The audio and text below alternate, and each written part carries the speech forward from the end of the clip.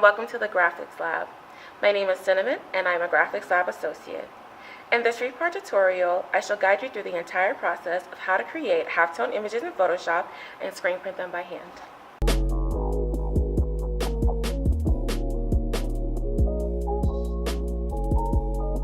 To begin the process of creating a halftone image, open a web browser and find an image you would like to upload into Photoshop.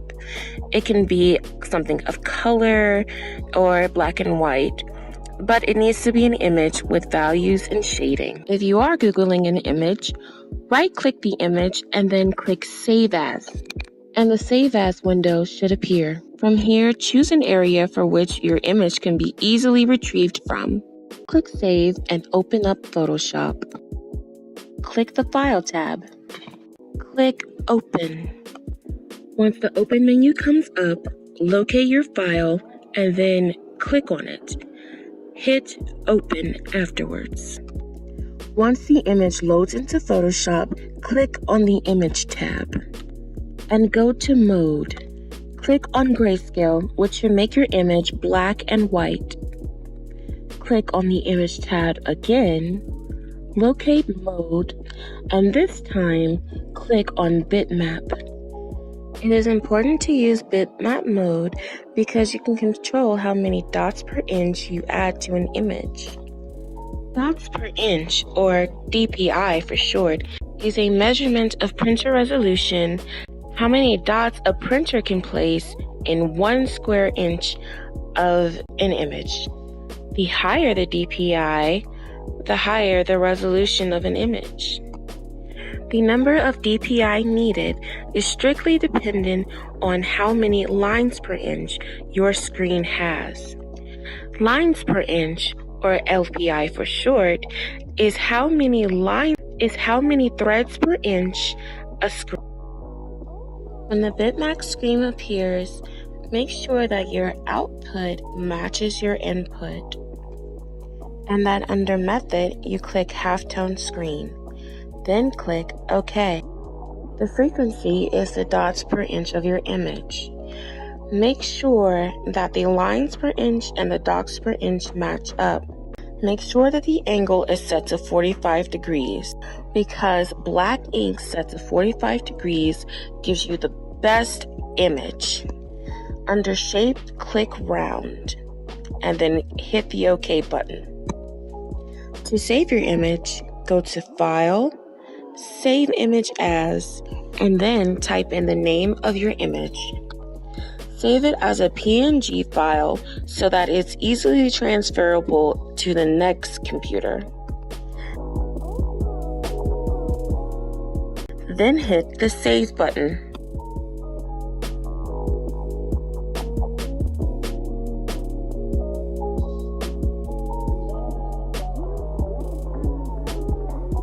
Come to the computer by the wall when you are ready to print your halftone onto the transparency. Plug in your flash drive into the laptop. Click the Finder. Locate your flash drive. Once you have found the image that you want to upload, click Command P, and that should bring you to the print screen. If the presetting is on US letter, scroll down to 11.7 by 16.5. Make sure that your orientation is in the upright position and then click Print.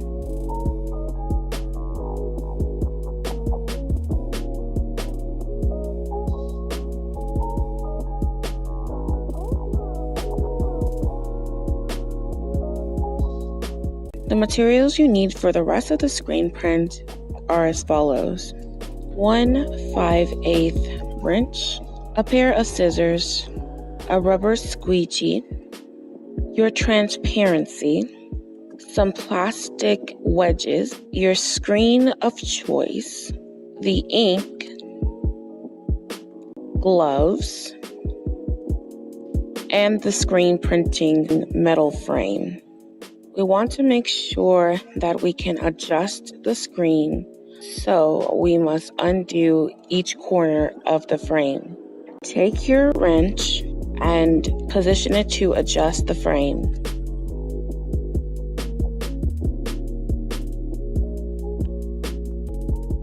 Rotate the frame sides to make sure that it is able to be adjusted.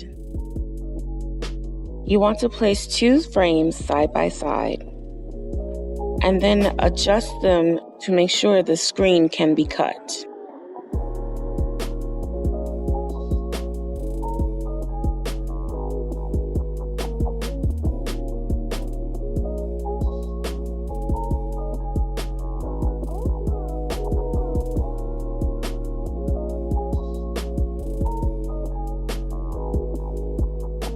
Cut down the middle.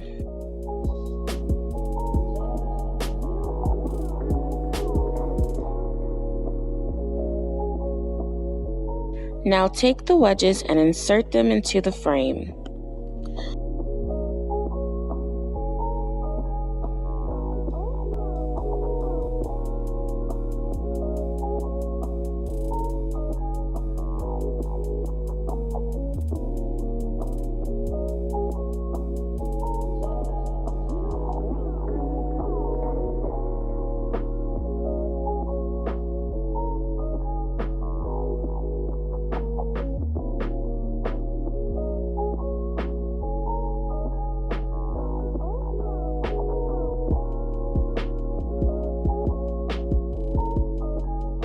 When you are done, the screen should look like this with no ridges or bumps underneath the wedges.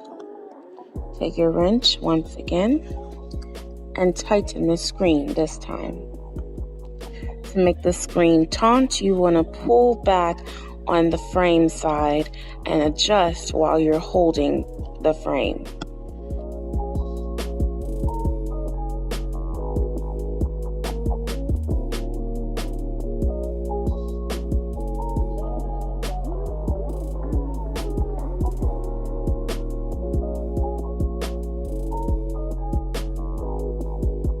Thumb the screen and press on it to check for the tightness.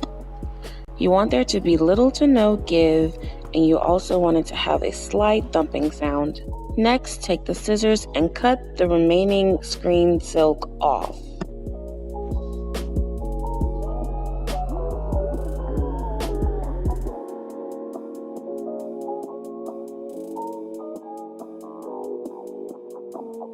When that is complete, set your frame behind the wooden plank that is placed in the darkroom. For the next step, you will need liquid emulsion, emulsion tray, and a safe light lamp. Place the lamps around the screen and cut them on. Turn off the light and then begin to apply the liquid emulsion. You want there to be a zipping sound when you apply the emulsion. This is what a finished screen should look like. It should have two thin layers on the front and the back.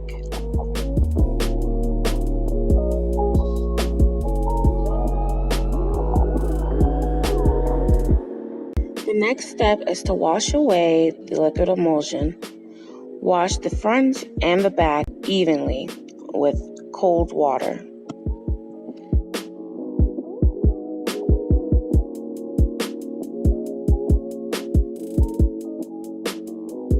Go over to the light box and place your transparency the same way that you printed it out.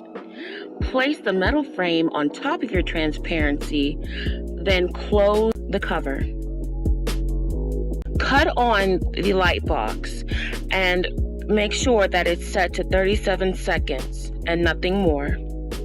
This is what the screen should look like as it's being vacuumed to the light box. Once you burn your screen, you are ready to screen print. After you have screwed down your metal frame, spray adhesive to the t-shirt area and place your paper down over the adhesive.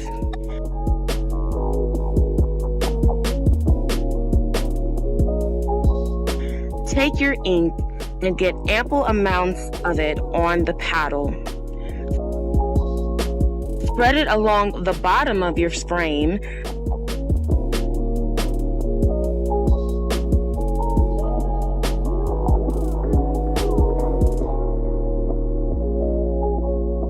Flood the screen by taking your squeegee, holding it at a 45-degree angle and gliding the ink across the screen.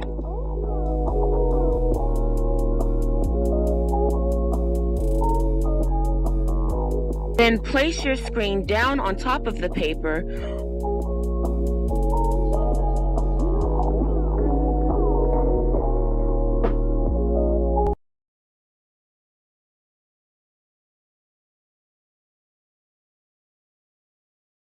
Hold the squeegee with both hands and drag it at a 45-degree angle towards the top of the screen.